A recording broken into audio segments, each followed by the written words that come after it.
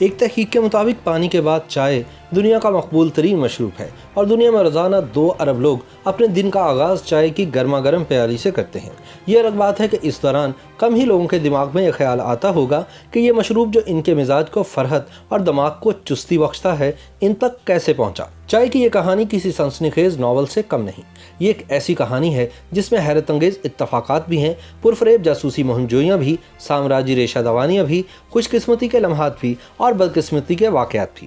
چائے کا آغاز کیسے ہوا، اس کے بارے میں کئی کہانیاں مشہور ہیں۔ ایک کے مطابق قدیم چینی دیومالائی بادشاہ شینونگ کو صفائی کا اس قدر خیال تھا کہ اس نے تمام رعایا کو حکم دیا کہ وہ پانی ابال کر پیا کریں۔ ایک دن کسی جنگل میں بادشاہ کا پانی ابل رہا تھا کہ چند پتیاں ہوا سے اڑ کر دیگچی میں جا گری۔ شینونگ نے جب یہ پانی پیا تو نہ صرف اسے اس کا ذائقہ پسند آیا بلکہ اسے پینے سے اس کے بدن میں چستی بھی آ گئی۔ یہ چائے کی پتیاں تھیں اور ان کے فوائد کے تجربے کے بعد بادشاہ نے عوام کو حکم دیا کہ وہ اسے آزمائیں۔ یوں یہ مشروب چین کے کونے کونے تک پھیل گیا۔ یورپ سب سے پہلے 16ویں صدی کی ابتدا میں چائے سے آشنا ہوا جب پرتگالیوں نے اس کی پتی کی تجارت شروع کی۔ ایک صدی کے اندر چائے دنیا کے مختلف علاقوں میں پی جانے لگی، لیکن خاص طور پر یہ انگریزوں کو اس قدر پسند آئی کہ یہ گھر گھر پی جانے لگی۔ ایسٹ انڈیا کمپنی مشرق سے ہر قسم کی اجناس کی تجارت کی ذمہ دار تھی۔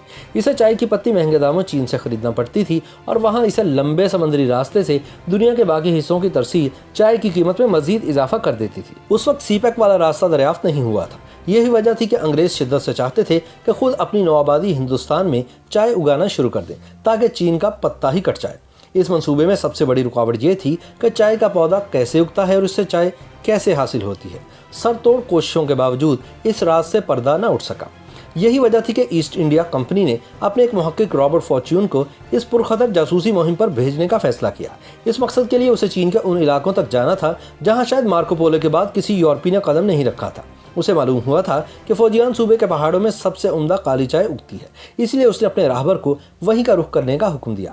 اس مہم میں بہت کچھ داؤ پر لگا ہوا تھا۔ اگر فارچون کامیاب ہو جاتا تو چائے پر چین کی ہزاروں سالہ اجارہ داری ختم ہو جاتی اور ایسٹ انڈیا کمپنی ہندوستان میں چائے اگا کر ساری دنیا میں فراہم کرنا شروع کر دیتی۔ لیکن دوسری طرف اگر وہ پکڑا جاتا تو اس کی صرف ایک ہی سزا تھی، یعنی موت۔ اس کی وجہ یہ تھی کہ چائے کی پیداوار چین کا قومی راز تھی اور اس کے حکمران صدیوں سے اس راز کی حفاظت کی سر توڑ کوششیں کرتے آئے تھے۔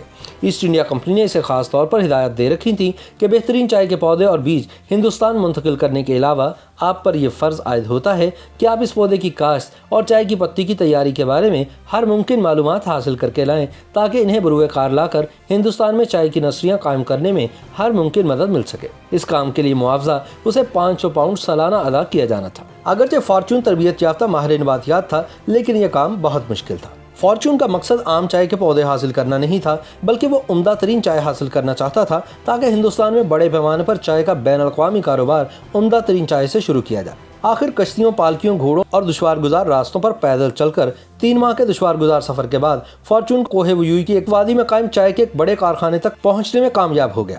اس سے قبل یورپ میں سمجھا جاتا تھا کہ سبز چائے اور کالی چائے کے پودے الگ الگ ہوتے ہیں، لیکن یہ دیکھ کر فارچون کی حیرت کی انتہا نہ رہی کہ دونوں اقسام کی چائے ایک ہی پودے سے حاصل کی جاتی ہے۔ اصل فرق دونوں کو سکھانے اور پکانے کے طریقوں میں ہے۔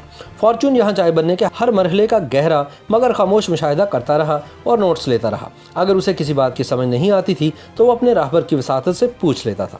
فارچون کی محنت رنگ لائی اور بالآخر وہ حکام سے بچا کر چائے کے پودے، بیج اور چند مزدور بھی ہندوستان سمگل کرنے میں کامیاب ہو گیا۔ ایسٹ انڈیا کمپنی نے اس کی نگرانی میں آسام کے علاقے میں پودے اگانا شروع کیے اور یوں چین کا یہ قومی خزانہ سمگل ہو کر یورپ اور ہندوستان تک پہنچ گیا۔